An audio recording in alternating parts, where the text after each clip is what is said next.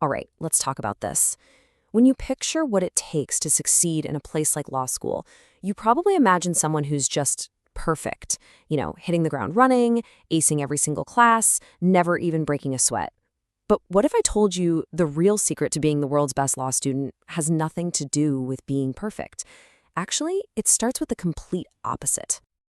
Just look at this quote. Before she was a Supreme Court justice, Elena Kagan was a first-year student at Harvard Law. And get this, in her first year, she got a B and even a B minus. Seriously, let that sink in for a second. A future justice didn't get straight A's. That one little fact just blows up the whole story about what it takes to make it. This feeling is so common that it actually has a name, the Karajan effect. It's that wild, dizzying shock you get when you, a person who's probably been the top student your whole life, suddenly get dropped into an environment where everyone is just as smart as you are. You go from being the big fish in a small pond to feeling, well, kind of average. And wow, that can be a real shock to the system. And if this sounds familiar, believe me, you are not alone. Professor Warren Binford's research shows that somewhere between 80 and 90% of first-year law students go through this exact thing. Feeling average among the very best isn't the exception. It's pretty much the rule. So the real question isn't if you're going to face it, but what you're going to do about it.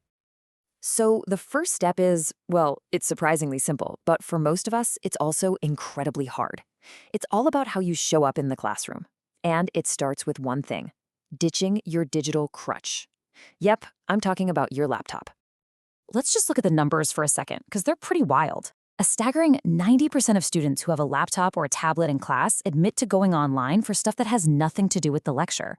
I mean, the temptation is just sitting right there. That quick little email check, that one peek at social media. It feels harmless, right? But it adds up. And oh, it gets worse. 60% of students aren't just getting distracted for a minute here or there. They're distracted for half the class.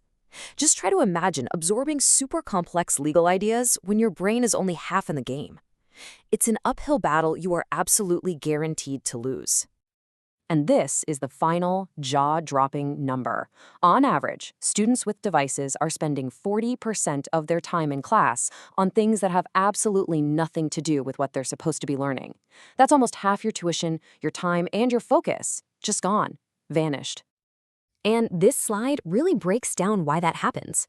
Over on the left, you've got keyboarding. It basically turns you into a court reporter, right? You're just passively transcribing every single word, but you're not actually processing it. But on the right, look at what happens when you write by hand. Your brain is forced to engage. You can't write as fast as someone talks, so you have to listen, summarize, and figure out what's important. That active processing, that's the secret to actually understanding and remembering the material. Okay, on to our next strategy, and this one is going to require a total shift in your mindset. It's not about trying to avoid failure. It's about learning to fail, early, often, and productively. I know it sounds terrifying, but it's one of the most powerful learning tools you've got. There's some brilliant research from UCLA that shows this perfectly. Students who took a practice test, a really low-stakes one, at the start of a course ended up improving their final grade by an entire letter grade. So why? Because that early failure basically primed their brain for learning.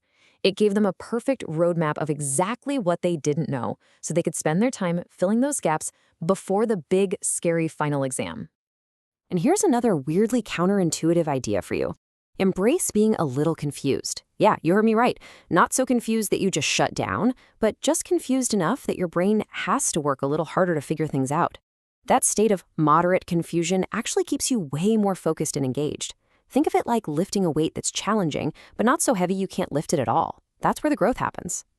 All right, it's time to bust a huge study myth. So many of us, myself included, have spent countless hours just rereading our notes and textbooks over and over, thinking that's the best way to study. Well, the research is crystal clear. It's one of the least effective things you can do. After you read something twice, the benefits totally flatline. And get this, by the third time, you can actually start to lose your understanding. It just creates this false sense of knowing the material without you really knowing it at all. So if rereading is out, what actually works? Well, the best strategies are active, not passive. You have to get past just consuming information and actually start using it. And the two most powerful ways to do that: teach it and do it. I mean, this chart really says it all. You can see re-rating way down there with low utility, but look at the top. Active methods like low-stakes testing and, maybe most importantly, teaching the material to someone else are rated as high utility. It makes sense, right? When you have to explain a concept out loud to another person, you force your own brain to get organized, find the main points, and make it clear. You end up learning it on a completely different level. So, how do you actually put this into practice? Simple. Get your hands dirty. Go join a legal clinic, find an externship, or take a simulation course. These are the things that build a bridge between the abstract theory in a book and how it works in the real world. Heck, even tutoring another student or volunteering for a street law program forces you to use what you know in a real way, which just cements it in your brain. Now, all these study strategies are absolutely crucial, but on their own, they're not enough. The insane pressure of law school means you need a really strong support system, and one of the most powerful, underused resources you have is your faculty. It's time to go adopt a professor. The benefits here are just huge. Research shows that students who have a strong faculty mentor are more engaged in their careers after they graduate, and, just as important, they have higher levels of overall wellness. A professor can give you perspective and guidance, and they can become a powerful advocate for your future. Remember Elena Kagan's transcript? It was a professor's letter of recommendation that explained why those first-year grades didn't show her true potential. That right there is the power of a mentor. And finally, you have to remember that this is a marathon, not a sprint. The rates of anxiety, depression, and other mental health struggles skyrocket during law school. You have to actively fight to protect your own well-being. You can't let the pressure win. First things first, sleep. Seriously. Pulling all-nighters isn't some badge of honor. It is a recipe for disaster. A lack of sleep absolutely destroys your ability to remember things. It tanks your comprehension, and it is just devastating for your mental health. You need to prioritize sleep like it's your most important class, because it is. Next up, move your body. Law school is unbelievably stressful. Exercise is hands down one of the best ways to manage those high stress levels. You have to carve out the time for it, 3 to 4 times a week. It will sharpen your mind just as much as it strengthens your body. And of course, what you eat has a direct line to how well you can think. Avoid that whole caffeine and sugar roller coaster that just leads to epic crashes. You have to fuel your brain with healthy food. You wouldn't put cheap, junky fuel in a high-performance engine, right? So don't do it to your mind. And lastly, connect with people. Please do not isolate yourself.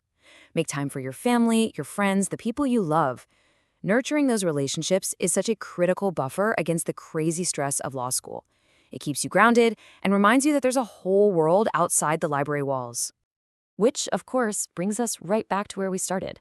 That B- in her first year wasn't the end of Elena Kagan's story. It was the beginning of her comeback. From that moment, she went on to clerk for a Supreme Court justice, become a professor, then dean of Harvard Law, and eventually a justice herself. It's just the most brilliant example that your starting point does not have to be your destination. In the end, success isn't about avoiding the Kagan effect. It's all about how you respond to it. By ditching the distractions, learning how to fail productively, actually using your knowledge, building a support system, and most importantly, taking care of yourself, you can write your own incredible comeback story. Elena Kagan proved that it's possible. So the only question left is, what will your story be?